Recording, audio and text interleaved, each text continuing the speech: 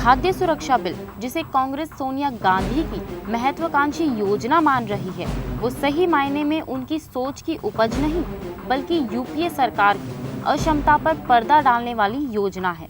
2001 में खाद्यान्न की हो रही बर्बादी को देखते हुए भोजन के अधिकार को लेकर एक अभियान चलाया गया था, जिसमें खाद्यान्न भंडारण और परिवहन में सुधार लाकर अनाज को जरूरतमंदों तक पहुंचाने के लिए आवाज उठी थी। पर आज तक सरकार की तरफ से उस पर कोई अमल नहीं हुआ। उल्टे यूपीए सरकार खाद्य सुरक्षा कानून के नाम पर हो हल्ला मचा रही है। जिस प्रकार का बिल सरकार संसद में पेश कर रही है, वो कोई जादू की छड़ी नहीं है, जिसके लागू होते ही भुखमरी और कुपोषण की समस्या का समाधान हो जाएगा। क्योंकि इस कानून में इतनी खामियां हैं कि बिना इसमें सुधार लाए लोगों को भुखमरी से निजात मिल जाए, ये सिर्फ एक कोरी कल्पना है।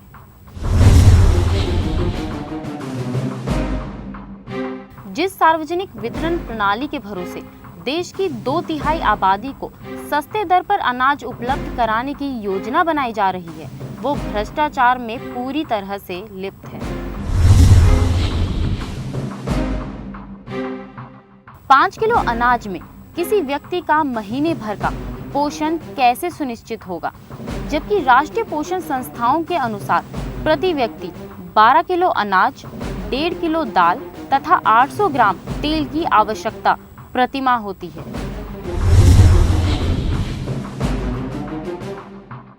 भंडारण की पर्याप्त व्यवस्था के अभाव में प्रतिवर्ष लाखों टन खाद्यान्न सरकारी गोदामों में आज भी सड़ रहा है।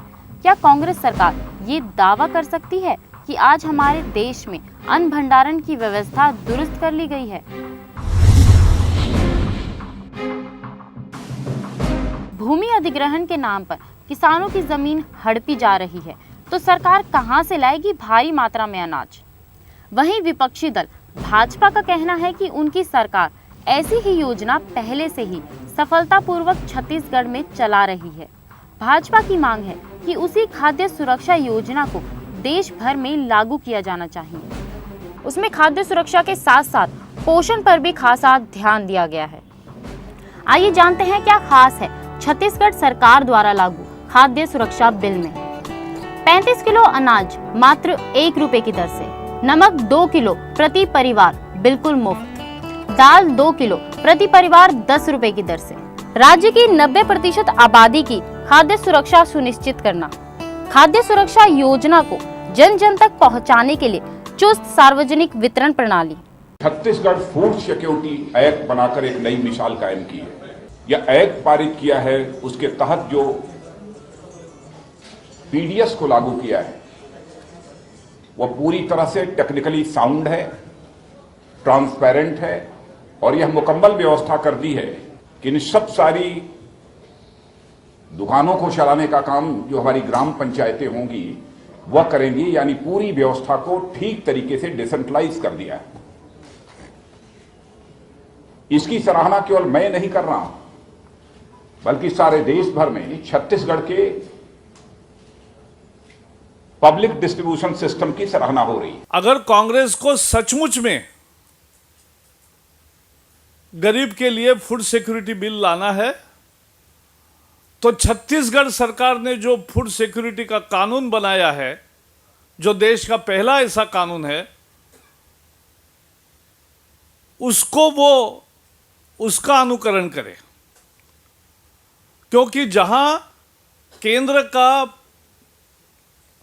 जो बिल है वो केवल 2/3 लोगों की चिंता करता है, छत्तीसगढ़ का बिल 90% लोगों को, छत्तीसगढ़ का कानून 90% लोगों को फायदा पहुंचाता है, फूड सिक्योरिटी देता है।